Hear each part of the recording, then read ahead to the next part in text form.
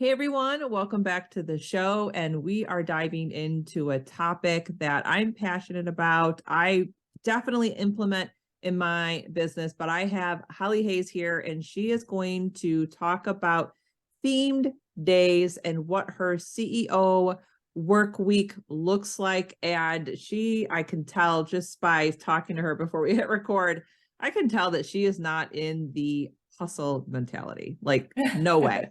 Like us moms, we hustle in our private life as it is with family and kids and chaos.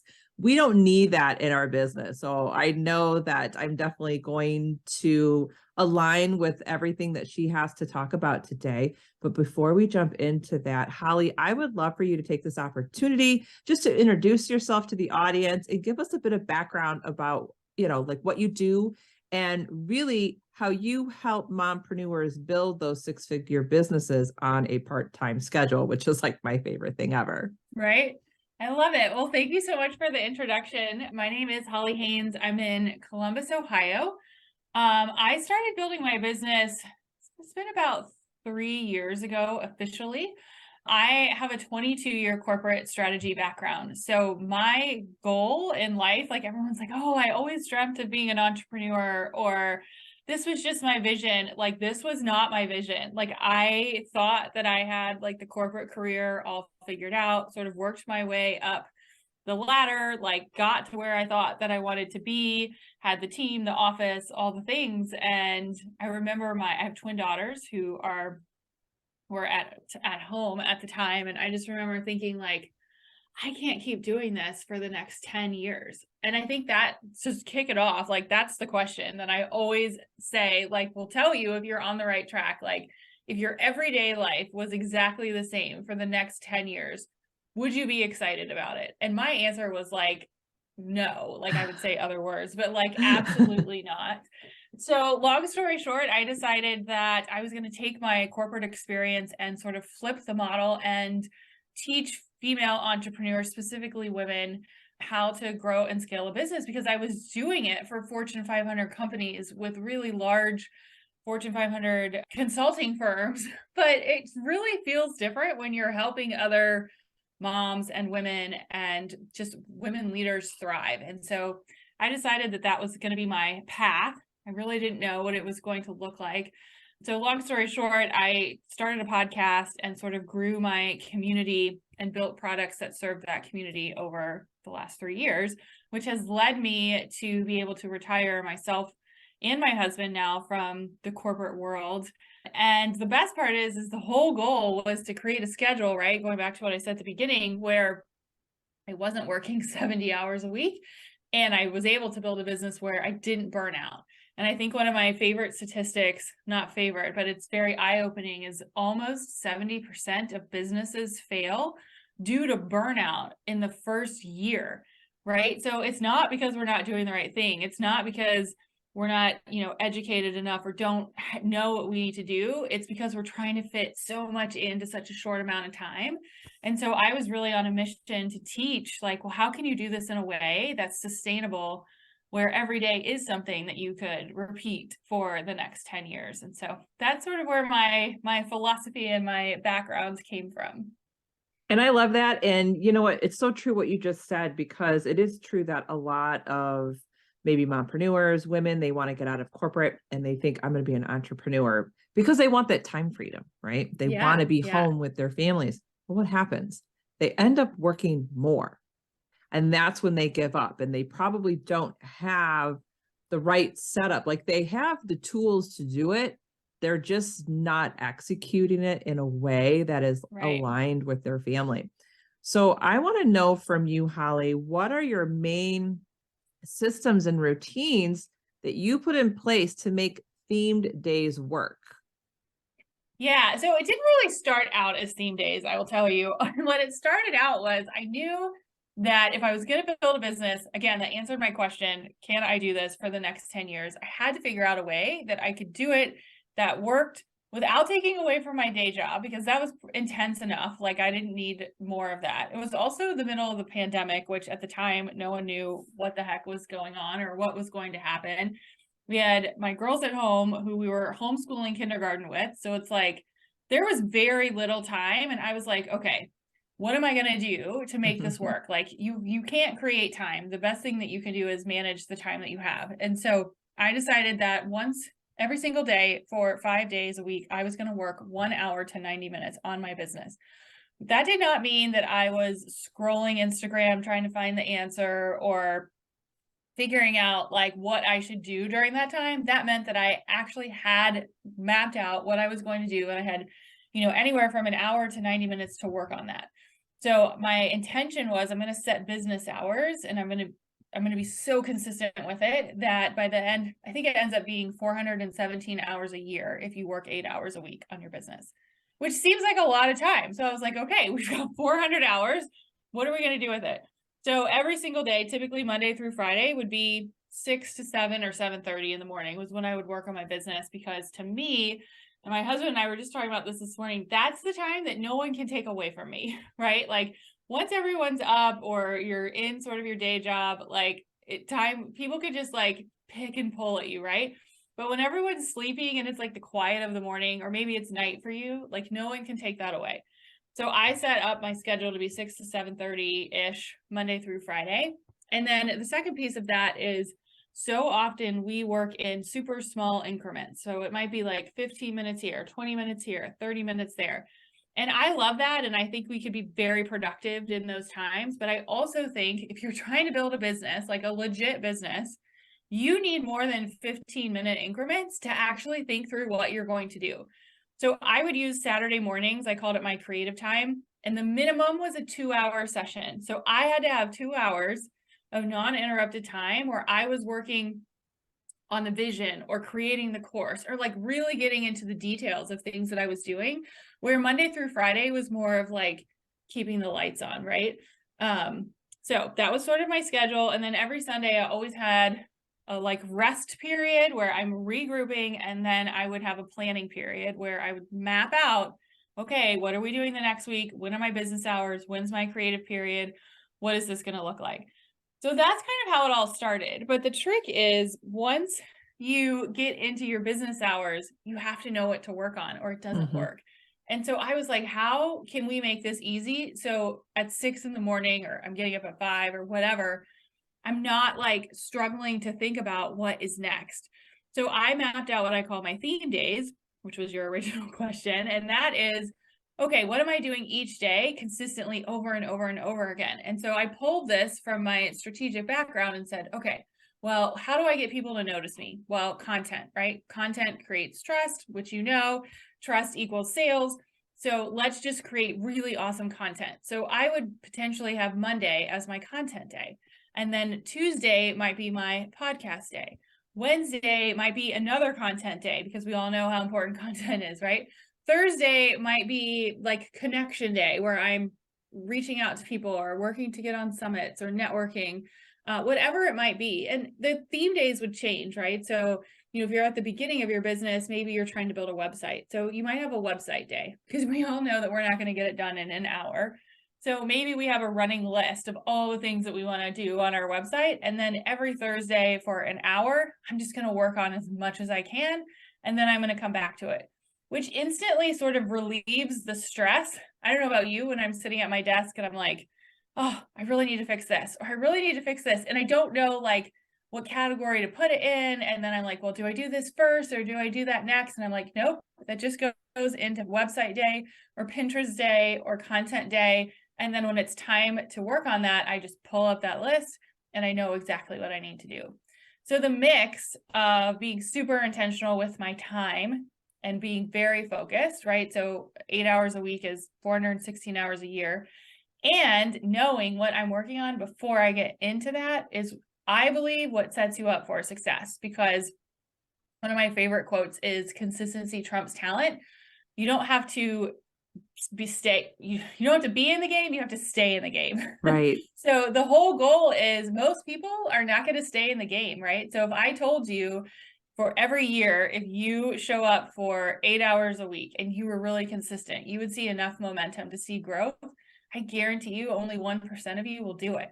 And so to me, it's like, what can you create? What schedule can you create? And what themes can you create so that you're so consistent that you just can't you can't stop. Like it's easy to follow. And this is exactly what I do. So Oh, I don't I love really, that. I know, I don't really call them theme days. I think I call it like my weekly project workflow. So I do the same thing. I sat down, I would say maybe close to 2 years ago, year and a half ago, and I literally just brain dumped every little task I do in my business. And then Yeah. what I did is I did the same thing as I categorized them. And then I decided, okay, well, how much time would it take me to do these specific categories? And then I also thought too, when in my week do I know I'll be the most productive? I put the hardest categories on those days because I knew I would be more equipped to actually follow through and do it. And then I also Yeah. made sure that I included a category for personal development.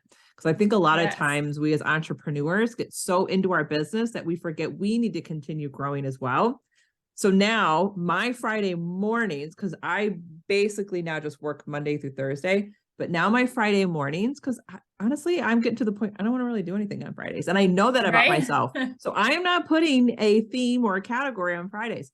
But personal development, I am allotting an hour and a half every Friday morning in my PJs with my coffee, and I will be doing personal development, whether it's watching a training video, maybe it's something a freebie I downloaded that I really Yeah. want to dig through. Maybe it's just reading a personal development book.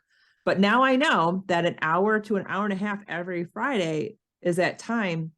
And it might not sound like a lot of time, but when you Yeah. talked about your 8 hours and how many hours I was in a year, like how many hours of personal development I'm going to have by the end of this year. Right. So it's just like these little chunks in your week, and you just need to be really strategic with it.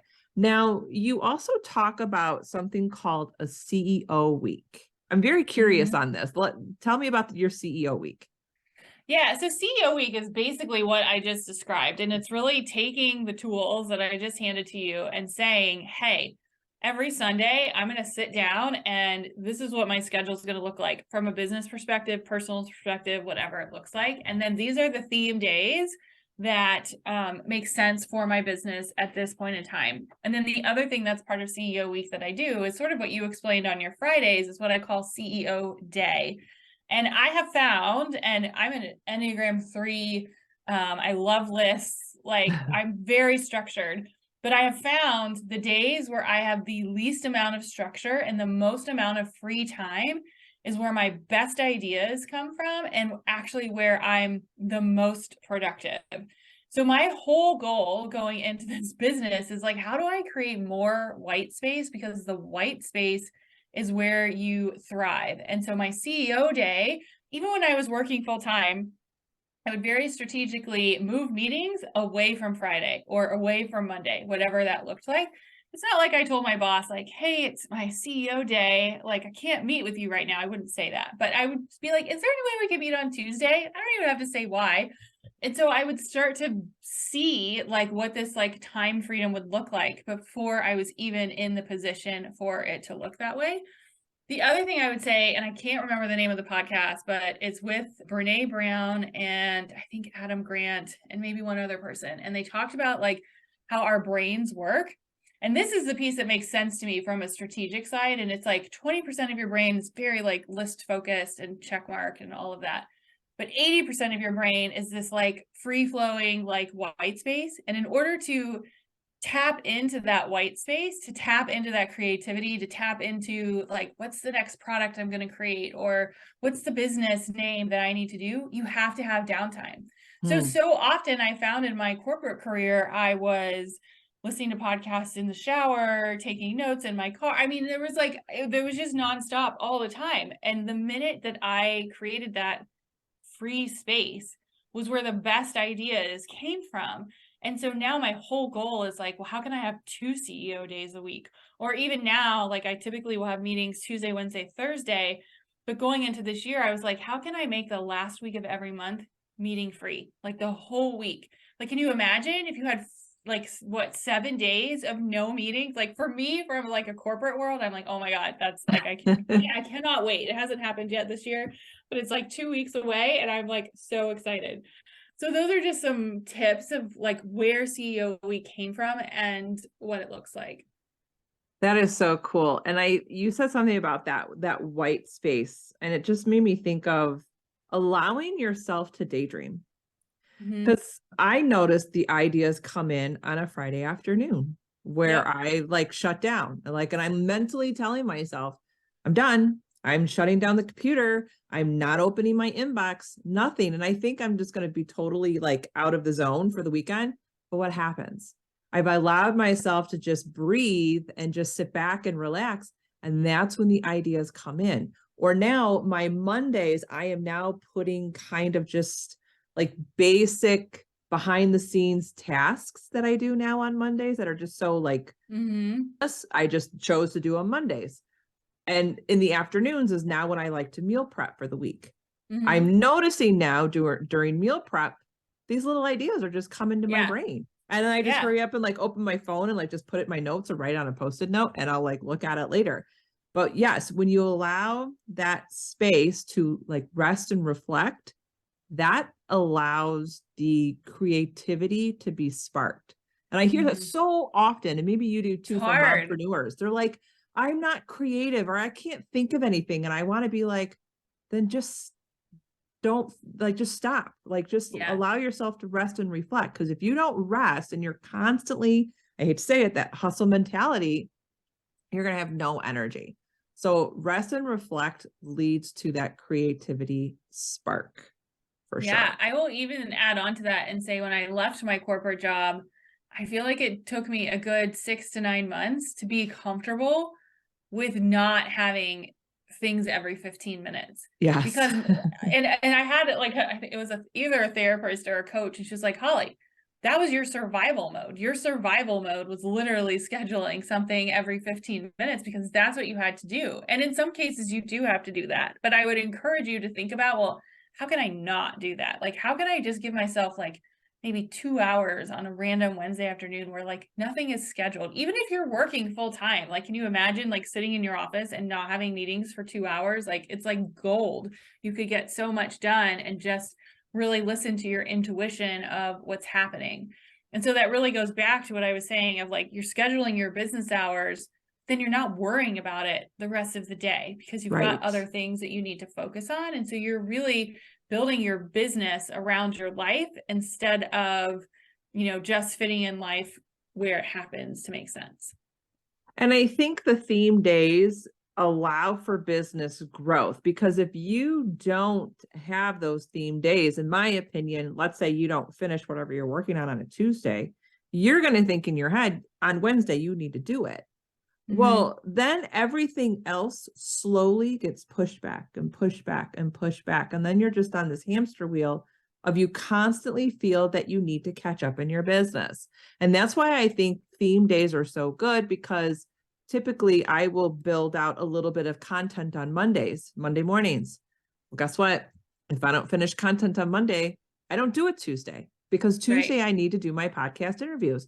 So what I didn't finish Monday goes now to next Monday. So I can Mhm. still continue that growth throughout the week. And then, like you said, on the weekends, or you're going to do it late Friday or a Sunday, take a look at the week. What didn't you finish? Now that's your mission for the next week. Is that kind of how you do Mhm. that too if you don't finish Yeah. something? Yeah, definitely. And I think too, you can also, the whole goal of sort of the Sunday reflection is like what went well this week? What happened that went really well? And then what didn't go well? Like what do we not want to repeat, right? And it's just thinking through like, okay, I have like a fresh start. I kind of think every day is a fresh start, but going Mhm. into the week, it's like let's repeat what worked well and let's not repeat what didn't work well. And it's slowing down enough to realize that. And I think so often people expect this like super fancy formula of, well, this is how I did it and this is how I scaled. But it really did come down to, okay, I'm going to sit and intentionally think about what am I going to do this week in my business? What am I going to do this week from our family perspective? What am I going to do this week in my corporate role? And then figuring out how those merge together. And I always say there's seasons too, right? So there's seasons where maybe like your corporate job is like insanity. And so you're like, there's no way that I'm going to be able to launch a course the same time that this is happening. But maybe on the flip side, it's a slower time. So it's like, oh, this would make a lot of sense to do this then. But when you've got like, 3 or 4 priorities that are all like super intense at once, you're not going to be able to do any of them good. So I always like to just sit down and prioritize, okay, this is going to be a heavy work week this week. So after that, we're going to take like a 3-day break from social media and go hang out camping or something. Like, so you can prioritize it so they all work together. And I'm glad that you said seasons, because I'm a big proponent of, because I work full time from home, but when it's summer and my kids are home, my theme days or my weekly workflow is now completely different. And I completely change it because I prioritize my family over my business. And I don't want to have the same amount of time or the same theme days because I want to spend more time with them. And I also think too, in my head, as the year goes, I don't want any big projects being released over the summer because I don't want to worry about launches or whatnot. So maybe over the summer, my priority is maybe just building my email list. Like, how easy is that to do over the summer? Yeah. Now let's talk consistency, because that is a buzzword that you hear all the time. For you, what does that really look like? Yeah, I mean, I think consistency is different for everyone. And I also think going back to, it depends on your season, right? I can tell you my focus recently and in the last year has been networking, because my goal was, I don't want to sit behind a computer. I don't want to sit on Zoom calls, and I don't want to be scrolling social media. So how do I get my business in front of people? For me, it was networking. So it's podcasting, summits, live speaking events. And so consistency in that category meant at least once a week for an hour or two. That's what I was doing. I was pitching myself or reaching out or networking. And I did it literally every single day or every single week for a minimum of an hour for 52 weeks.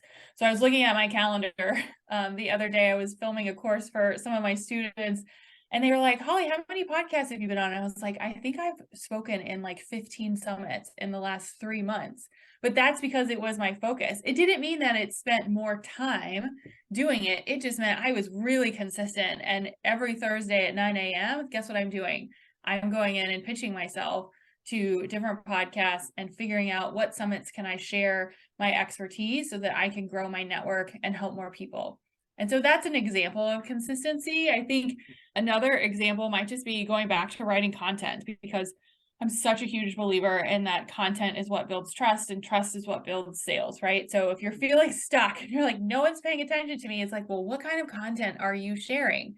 And does it relate back to what you're teaching? And so I would always go back to, well, I'm going to at least create 2 podcast episodes a week. And I'm going to at least turn that into 3 social media posts. And then I'm going to at least put that onto Pinterest and a blog. And so if you do that consistently over 52 weeks, like the compound effect of all of that adds up as well. And so you kind of have to like pick your category of what you want to be consistent in and map it back to like, well, what are your goals, right? So just like my goal is to get 7,500 steps a day.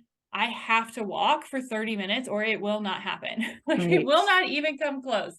So it's like, okay, well, how do I do that? Well, as soon as my girls get on the bus, I immediately go for a walk, because I know at like 4 o'clock, especially in Ohio in the winter, that's like the last thing that I'm going to want to do because it's cold and yucky out. So it's just, pick your categories and schedule it, I would say. I love that. That's great advice. And speaking of advice, are there any other tips before we wrap up that you would like to share? That's a great question. I think, when it comes to planning, especially this time of year, I would just say that everything doesn't have to be done at once, right? I actually think it's ridiculous that people come up with these grand old plans for the whole year and you have like no idea what the year is in store. And so I always, going back to your consistency question of like, well, let's just revisit our goals every week, even if it's for 10 minutes. Or let's revisit our goals once a month for 30 minutes, or once a quarter, let's maybe spend an hour and revisit like what is happening. Because I always say it's data that is telling your story, right? It's facts, not feelings. So let's look at the facts, like what's happening, and then how do we feel about it? And then what are we going to do differently? So just, I would say, setting some time in your calendar, weekly, monthly, and quarterly, to really think through like some reflection time of what's happening. What do I like doing? What do I not like doing? And then how can you continue to pivot and adjust? Perfect. That was great Yeah. advice. I love that, Holly. So, Holly, I know that my audience will definitely want to connect with you. And I know you have something, is it a 5-day challenge for your CEO Yeah. week? Yeah. Tell us a little bit about that. And I'll make sure Yeah. I put the link in there. So this is like the number one question that I get. And so what I did was created, it's totally free. It's a 5-day challenge. And every single day I walk you through how to set up your own CEO week.